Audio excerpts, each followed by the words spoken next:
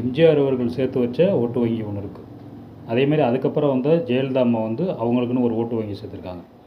ஆனால் அதுக்கப்புறம் வந்து தலைவர்கள் வந்து எடப்பாடியோ ஓபிஎஸோ இல்லை கட்சியில் இருக்கிற என்ன பிற தலைவர்களோ வந்து அதிமுகவுக்குன்னு ஓட்டு வங்கி சேர்த்தாங்கன்னா வந்து அது சந்தேகம்தான். யானையின் பலம் யானைக்கு தெரியாங்கிற மாதிரி அதிமுக தலைவர்களுக்கே வந்து அந்த கட்சியோட பலம் என்னென்னு தெரியல, தொண்டர்களுக்கு தெரிஞ்ச அளவுக்கு. இப்போ வந்து அதிமுகவுக்குன்னு ஒரு ஓட்டு வங்கி இருக்குது, திமுகவுக்குன்னு ஒரு ஓட்டு வங்கி இருக்குது. இப்போ அதிமுக ஆட்சி செய்கிற காலத்தில் அவங்க ஒரு சிறு அதாவது தவறு பண்ணும் பட்சத்தில் வந்து திமுகவுக்கு மக்கள் மாறுறாங்க. திமுக ஆட்சி பண்ணிக்கிட்டு இருக்கும்போது வந்து ஏதாவது தவறு நடந்தால் வந்து அதிமுகவுக்கு மாறுறாங்க. இதுதான் நடந்துக்கிட்டு இருக்க இப்போ வந்து இயல்பான ஒரு விஷயம்.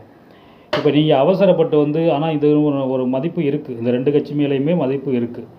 ஆனால் வந்து மதிப்பில்லாத சில கட்சிகளோட வந்து இன்றைக்கி வந்து மதிப்பு இல்லை, நம்ம மதிப்பில்லாத இடத்துல இருக்கோம், இந்த ஆட்சி ஏதாவது பண்ணணும், குடைச்சல் கொடுக்கணும், நம்மளும் ஒரு மதிப்பாக இருக்கணுங்கிறக்கா வந்து மக்கள் மத்தியில் மதிப்பில்லாத ஒரு பிஜேபியோட போயிட்டு நீங்கள் கூட்டணி வச்சிங்கன்னா இருக்கிற குஜராத் உள்ள கணனை வந்துட்டு எல்லாத்தையும் இழந்து நிற்க வேண்டியதான்.